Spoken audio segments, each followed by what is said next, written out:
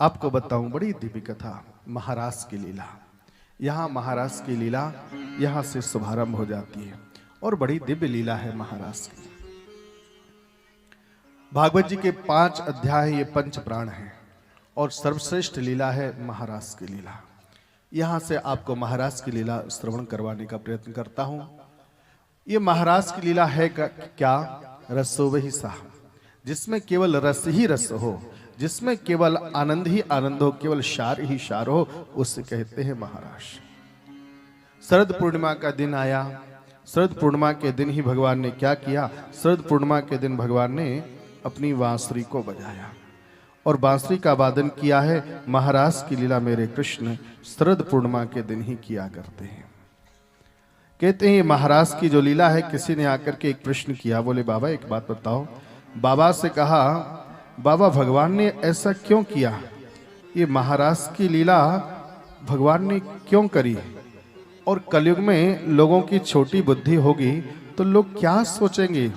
भगवान ने महारास की लीला करी है। हजारों गोपियों के मध्य में खड़े होकर के भगवान ने ये लीला को किया। ऐसी क्या आवश्यकता हो गई? तब महात्माओं ने कहा बात यह है। बोले क्या? ये महारास की लीला है क्या? आपको बताऊं, ये महारास की लीला है काम विजय प्राख्यापनार्थो, काम के ऊपर विजय प्राप्त करने वाली लीला है।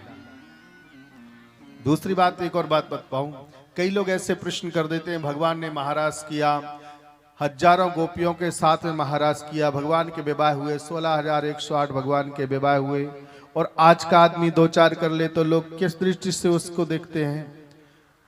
अरे भगवान ने ऐसा किया, भगवान ने वैसा किया, ऐसा करना चाहिए था, ऐसा नहीं करना चाहिए था।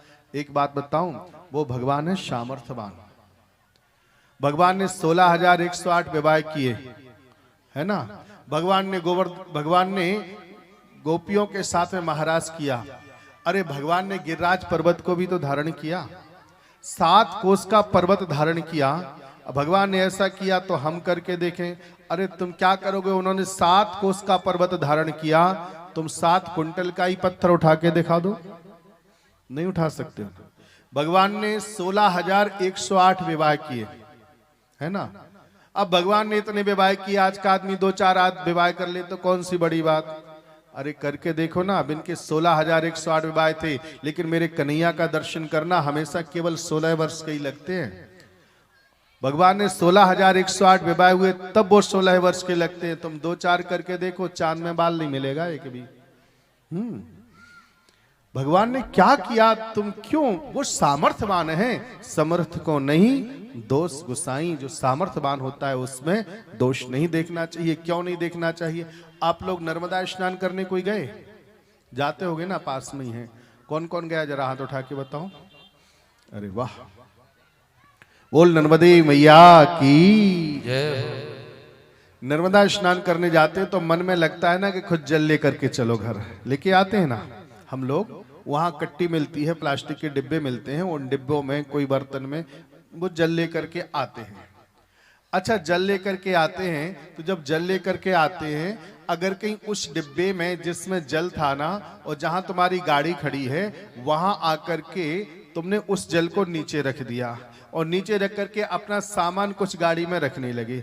इतने में कहीं संजोग की बात कोई शुअर आ जाए और शुअर आकर के उस बर्तन में जिसमें तुम्हारा नर्मदा जी का जल है उसमें मुंह मार दे, तो सच्ची बात बताना, उस जल को लेके आओगे क्या? नहीं आएंगे ना। क्यों नहीं आएंगे? क्योंकि उसमें शुअर ने मुंह मार दिया।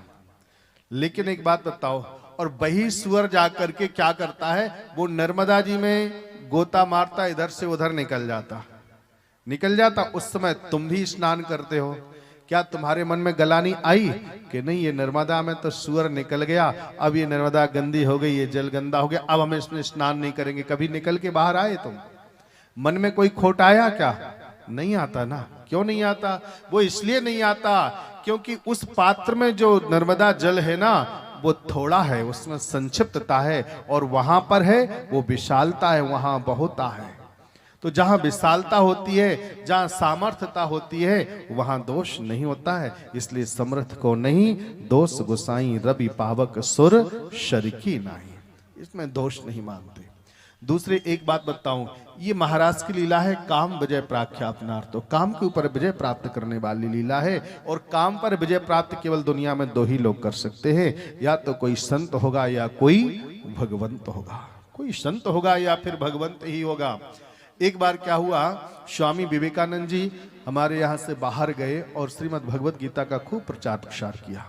लोगों को बड़ा अच्छा लगा। एक देवी आई और देवी आकर के स्वामी जी से बोली, स्वामी जी को प्रणाम किया, स्वामी जी मेरा विवाह नहीं हुआ, मैं विवाह करना चाहता हूँ आपके साथ। स्वामी जी ने कहा क्यों?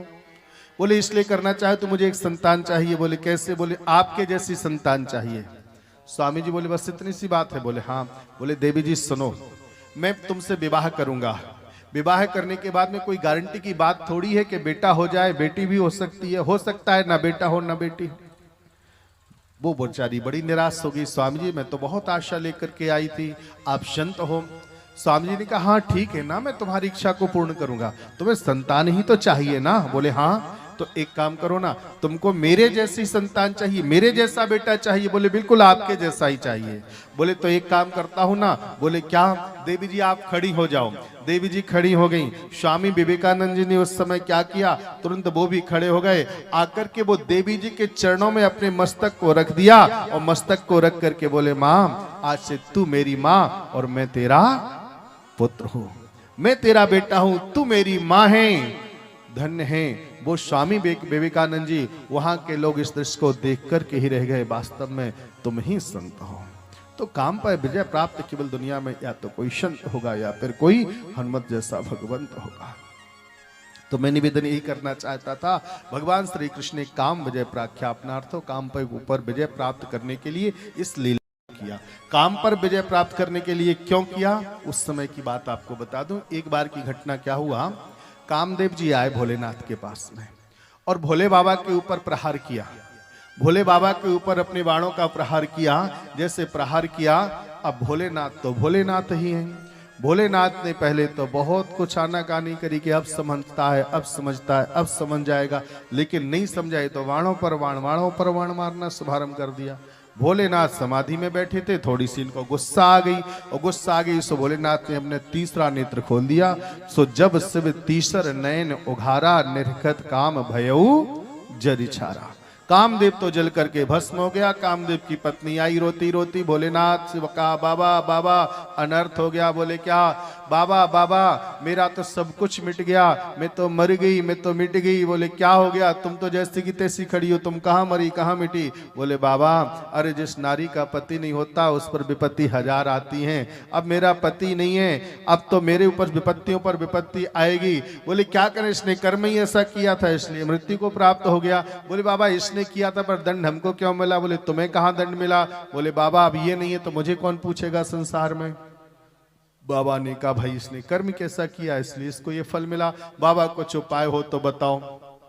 बाबा ने कहा देखो अब तो कुछ नहीं हो सकता है, बात जबान से तीर कमान से निकल गई तो निकल गई, ठीक है कहीं तुम परेशान होती हो, अब आशुतोष जो ठहरे जल्दी दया भी आ जाती। भोलेनाथ को थोड़ी दया आ गई। कामदेव की पत्नी रति देवी से कहा देवी तुम एक काम करो। बोले क्या? थोड़ी सी प्रतीक्षा करो, और थोड़ी सी प्रतीक्षा करोगी ना तो यही दोबारा फिर अवतार धारण करेंगे, और जब दोबारा जन्म होगा तो इनको पति के रूप में पुनः फिर तुमको ये प्राप्त हो जाएंगे। ये कथा कल की कथा में आप लोग श्रवण करेंगे। तो वो कामदेव आया, और कामदेव आकर के जैसे भोलेनाथ के पास से आया तो आकर के मेरे कन्हैया के पास फिर आ गया और भगवान कृष्ण के पास में आया। भगवान कृष्ण से कहा कन्हैया, बोले क्या? हम आपसे युद्ध करना चाहते हैं। बोले कब? कब करना चाहते? बोले आज। बोले आज तो अभी मैं महाराज के लिए जा रहा हूं। बोले इसीलिए तो इसी समय मुझे युद्ध करना है।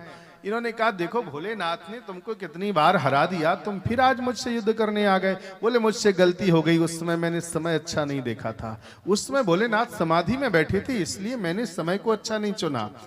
बोले फिर? बोले इस समय समय अच्छा है जब आप हजारों गोपियों के साथ में मध्य रात्रि में अर्धरात्रि के समय होंगे, उस समय मैं अपना प्रहार करूंगा, तुम बच के दिखाना कृष्ण। भगवान ने कहा फिर भी बच गया तो? बोले कन्हैया तुम फिर भी बच गए ना, तो एक काम करना। बोले क्या? बोले अगर कहीं तुमने मुझको पराजित कर दिया तो मैं तुम्हारा बेटा बन जाऊंगा। भगवान कहीं हमने तुमको पराजित कर दिया तो? भगवान बोले तो फिर एक ही बात है। बोले फिर मैं तुम्हारा बेटा बन जाऊंगा। भगवान ने शर्त रखी, वो कामदेव आया, युद्ध किया, भगवान ने कामदेव को परास्त कर दिया। वही कामदेव आकर के भगवान के यहाँ प्रथम बालक के रूप में आज पहुंचे हैं और भगवान के यहाँ अवतार धारण लिया। ये कथा कल की कथा में आप लोग यहाँ से आगे की कथा श्रवण करेंगे। तो मैं निवेदन ही करना चाहता था, काम विजय प्राख्यापनार्थो, ये कामदेव आ गया इसलिए भगवान को इसके ऊपर विजय प्राप्त करने के लिए महाराज की लीला करनी पड़ी।